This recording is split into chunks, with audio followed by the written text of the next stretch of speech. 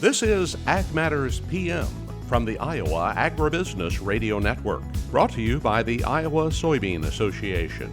Your daily recap of the information that affects Iowa's farmers, producers, and consumers, right here in the heart of the heartland.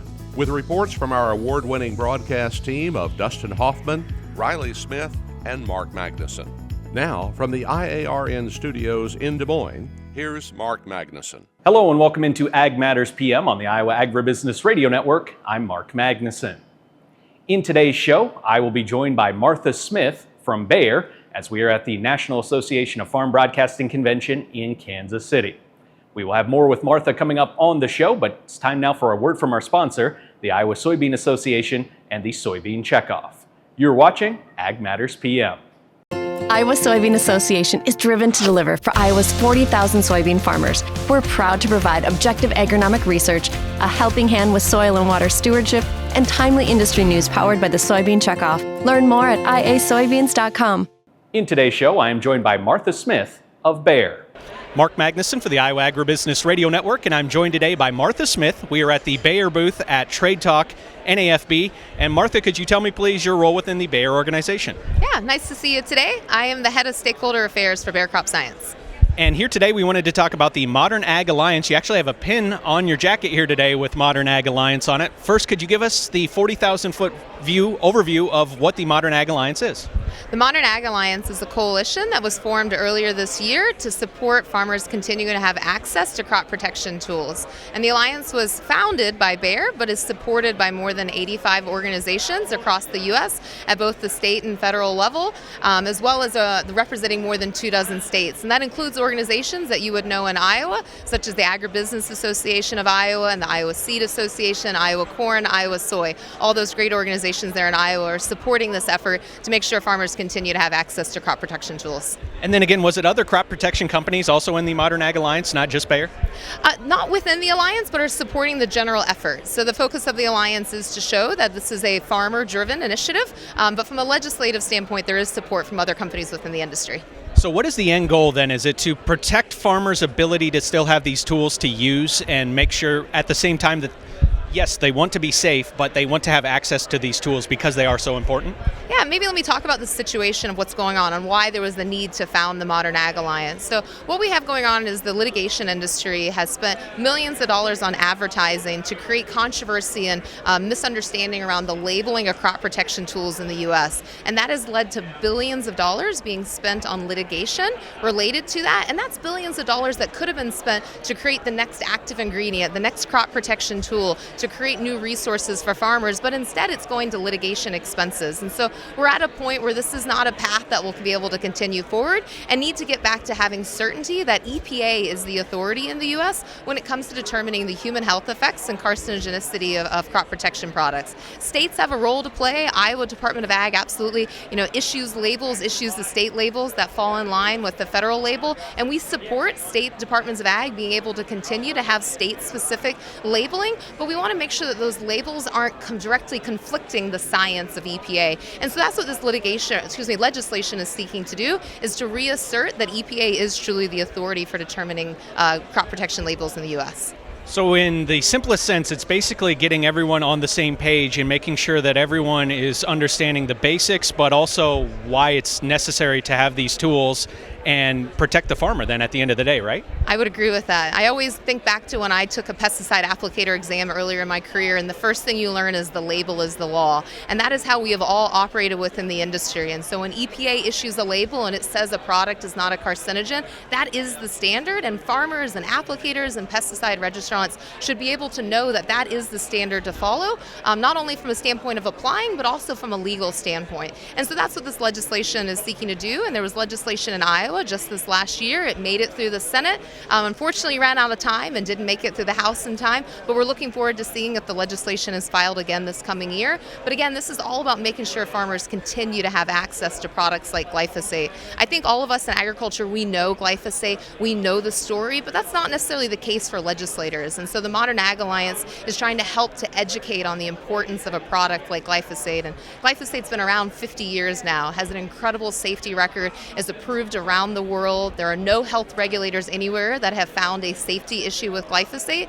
But yet again, there's been controversy that's been driven here in the U.S., unfortunately. And so our goal here is to get back to how we used to operate, that again, EPA is the authority. And have you already seen success with the Alliance? Has the Alliance been able to break through to some people that maybe didn't even understand the entire landscape of what was going on, and now they have a better feeling for it?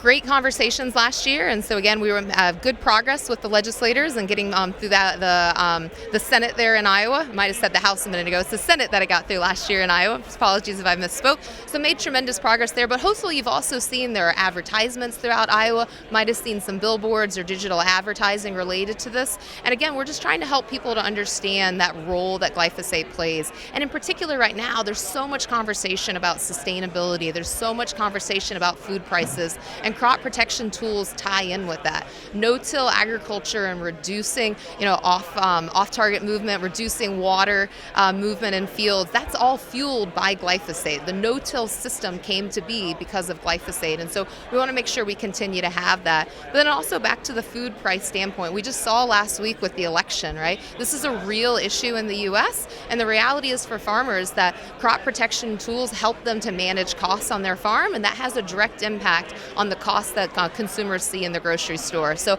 also want to make sure that this availability of crop protection tools is also helping us to not only have a safe and a healthy and abundant food supply in the U.S., but a food supply that isn't overly impacted by inflation either. She is Martha Smith with Bayer, my guest here today at Trade Talk 2024. Martha, thanks so much. Very informative talk. Appreciate the time and have a great rest of the show. Thank you. Nice to meet you. Thank you to Martha Smith of Bayer for joining today's show.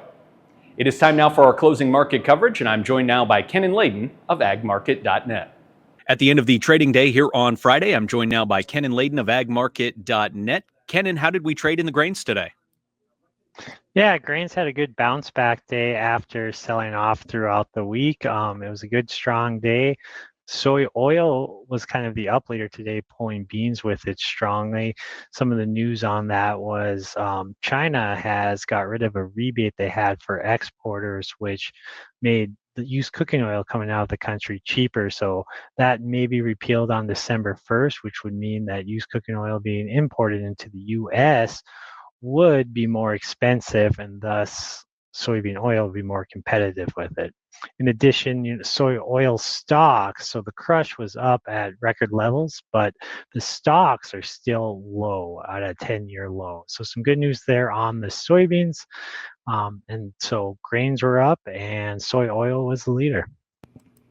And with that being said then about soy oil and helping out the soybeans as well, is it also enough just a rising tide lifts all boats situation when it comes to the grains here today?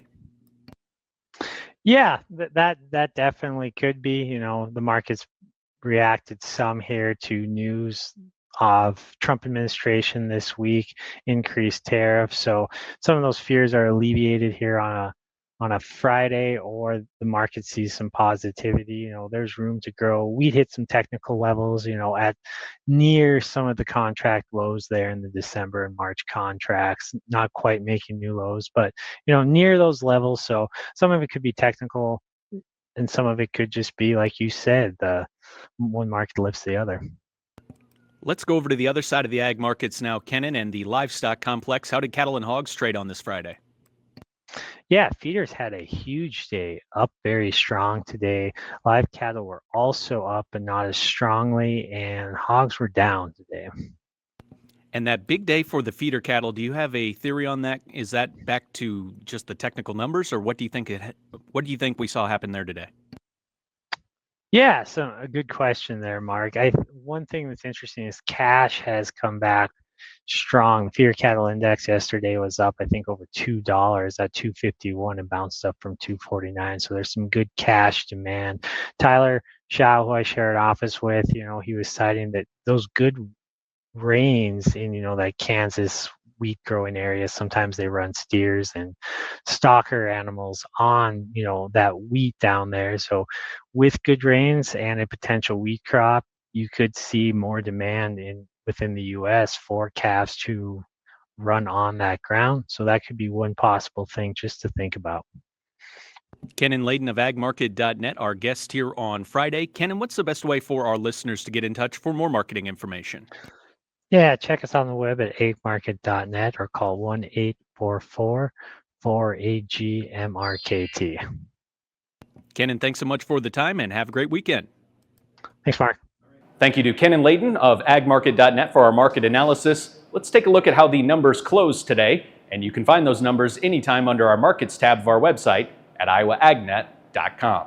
December corn closes up 5 even at $4.24 even. January soybeans up 11 even at $9.98.5. December soybean meal up $2.60 at $2.89.60. December soybean oil up 91 cents at $45.35.